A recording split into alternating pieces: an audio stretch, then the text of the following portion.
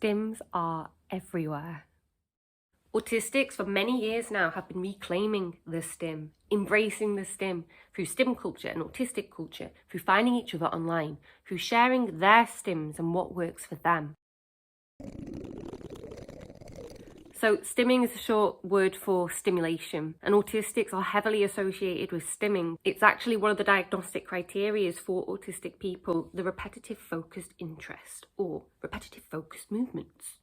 In the last medical dominated century, stimming has been seen as a deficit, as a useless, disordered behaviour. Stimming affects us in these main areas: tactile, touch; smell, olfactory; visual, sight; vestibular, balance; proprioception, knowing where you are in relation to your body. So that's a lot of the flapping and the tapping and the rubbing. And there's another one. What's the other one I've forgotten? Sound! How on earth have I forgotten sound? Sound's the best one. And that's through our sensory system, which we know autistics have a unique sensory system.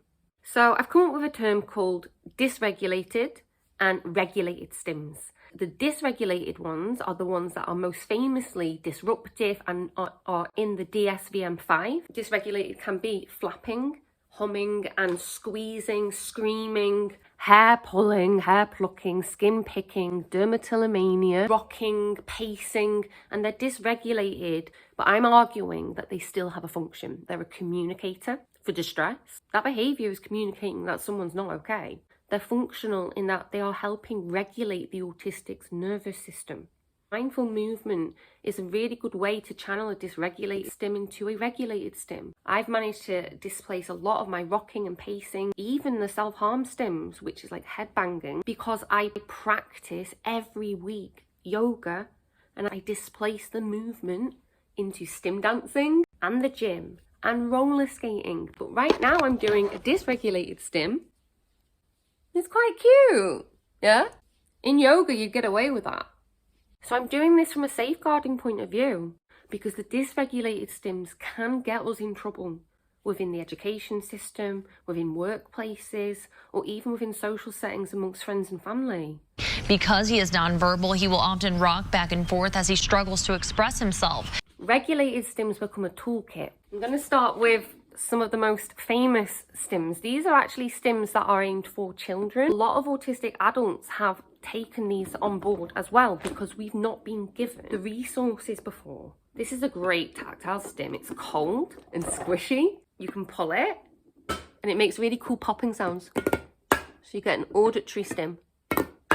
Bit of tactile here with the spikes, and you can also chew on it. Another squishy. Fidget spinners. Crystals, the visual stim, more things to pull on. You can throw it. Ah, it's stuck! And the regulated stims are the ones that I'm claiming we learn from. Even these come with a risk of being seen as infantile, a risk of being seen as having no capacity, and a risk of being further othered, mocked, or bullied. I learnt to crochet. And crochet is the definition of a stim. It is the repetitive, fixated, focused, and quite frankly obsessive movement or behaviour repeated again and again and again. And I am telling you that that behaviour does have a functional creative purpose and can lead to us autistics producing wonderful things amongst society. Without that sensory interaction, without that tangible play that autistics use as part of their developmental milestones, to have autistic inquisitiveness, curiosity, and learning through stims, having that squashed down, having that seen as something that needs to be treated away, that's disheartening.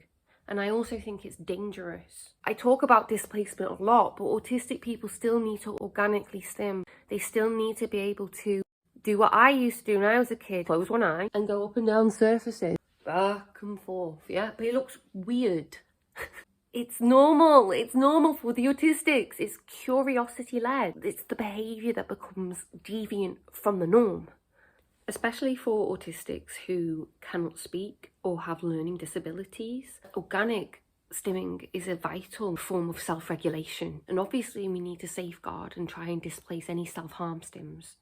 But for those autistics, stimming is crucially a communication form. The noises that they may make and the movements they may make are communications of how they are feeling. They're indicators. And I really do think it's cruel that we punish autistic people for regulating in an organic way, in an instinctive way, especially those with disabilities, because the pain that they may be in, the sensory pain that they may be experiencing, that regulation is there to meet it.